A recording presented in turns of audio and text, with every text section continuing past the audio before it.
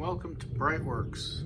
So what we're looking at here is a 1977 Carrera 3, and we're about to start the dreaded fuel line replacement in the tunnel. So the rear fuel lines that come up to the accumulator are here. So we're going to try and get those loose, and then we're going to replace that little guy there, which runs all the way up here and terminates right there.